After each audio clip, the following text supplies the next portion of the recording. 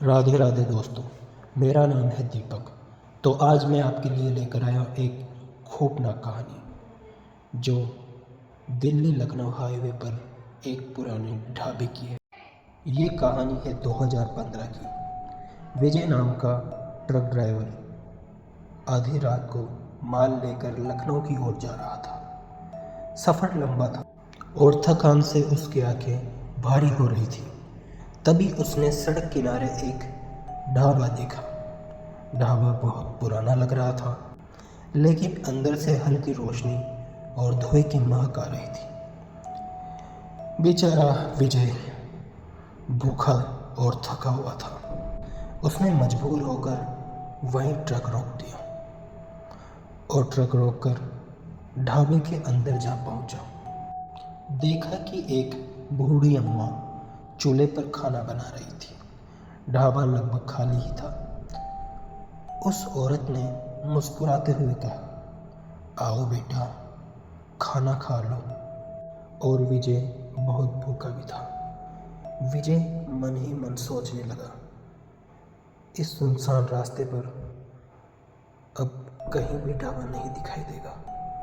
तो विजय के पास एक ही रास्ता था, वही यही खाना खा ले। विजय ने चारपाई लगाकर खाना मंगवाया। खाना बहुत स्वादिष्ट था।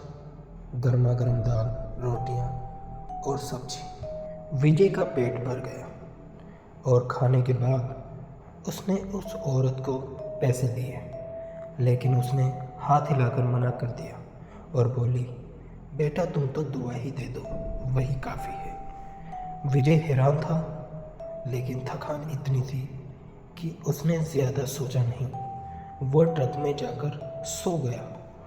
सुबह उसकी नींद खुली तो उसने देखा कि ढाबा उजड़ा पड़ा था। टूटी फूटी चारपाइयाँ, जली हुई दीवारें और कोनों में झाड़ियाँ। वहाँ कोई औरत, कोई रोशनी या चूल्हा नहीं था। विजय के होश उड़ गए।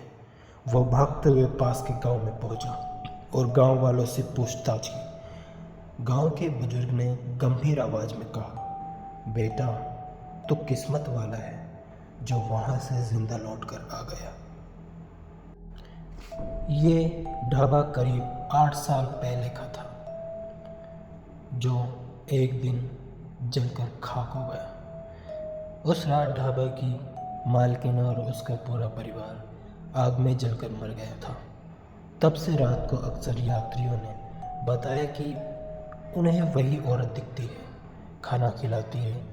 पर जिसने भी उसका खाना खाया, कुछ ही दिनों में उसकी रहस्यमय मौत हो गई। विजय को सुनकर जैसे बिजली का झटका लगा। उसने डर के मारे जेब टटोली। जहाँ उसने रात को एक रोटी रखी थी, वह रोटी राख बन चुकी थी। गांव वालों ने चेतावनी दी, आज से उस रास्ते पर कभी मत रुकना। वो ढाबा अब सिर्फ आत्माओं का है।